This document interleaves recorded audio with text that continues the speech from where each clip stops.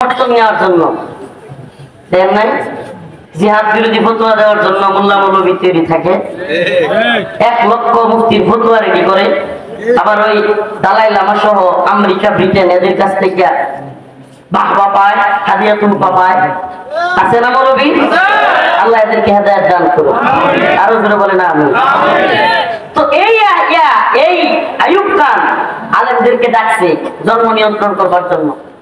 আলেমদের অনেক প্রতিনিধি গিয়েছে, যাওয়ার পরে ওনার নামটা না বললাম, এক কৃষক বাংলাদেশের, সে গিয়া এই আইয়ুব খানের বুড়িটা একটু মোটা ছিল, আমি জানি না, আমি ঘটনাটা হুজুরদের মুখ থেকে শোনা।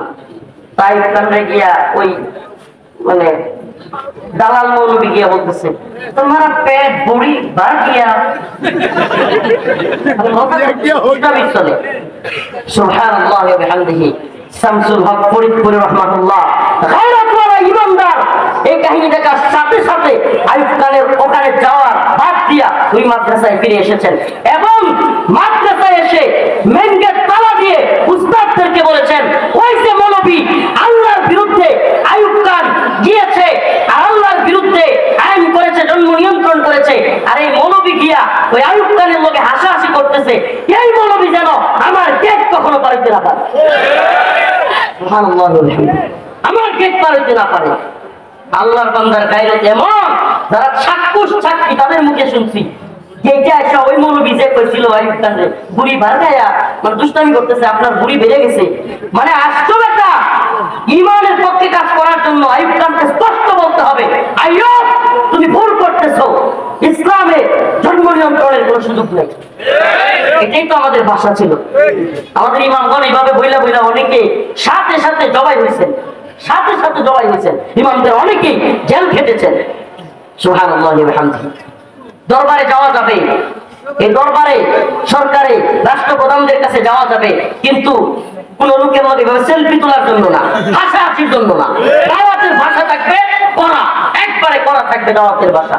আমাদের সালাফদের থেকে, সাহাবায়ে কেরামের থেকে আমরা এটাই শিখছি।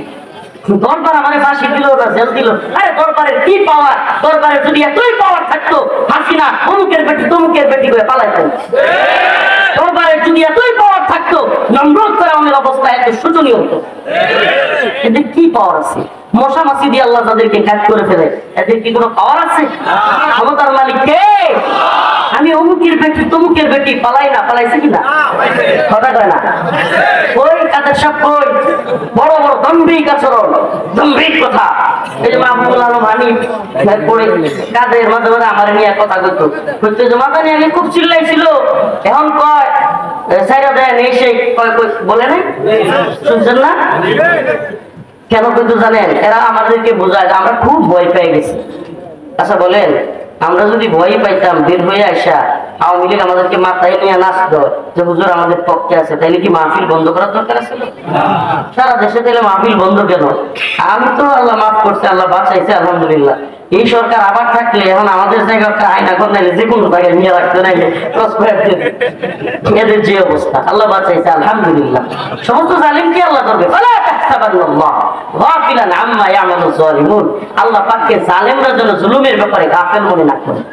তাইলে আমাদের আকাবির শামসুল হক ফরিদপুর থেকে আমরা কি শিক্ষা পেলাম?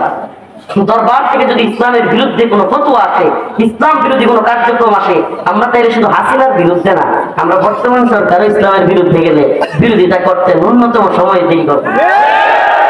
ভালোভাবে বুঝছেন, আপনারা ইমান আকীদা ক্লিয়ার করেন, মনে করেন না যে আমরা মনে হয় ক্ষমতায় এসে পড়ছি আর এখনকার সরকারের সাথে আমরা সেলফি তুলতেছি। আরে আমার বাপেও যদি অমুক হুজুর তমুক হুজুর আর অমুক পিসাব তমুক সাহেব না, আমার বাপেও যদি এই সরকারের লোকে সেলফি তুলে আর আমার বাপের সাথে তার বিরাট সম্পর্ক ভাইয়ের সাথে, তবুও যদি ইসলামের বিরুদ্ধে যায়, তাকে ফেলে দেওয়ার জন্য, তাকে দেশ থেকে প্রতারিত করবার জন্য 1 মিনিট দেরি করা হবে না ইনশাআল্লাহ।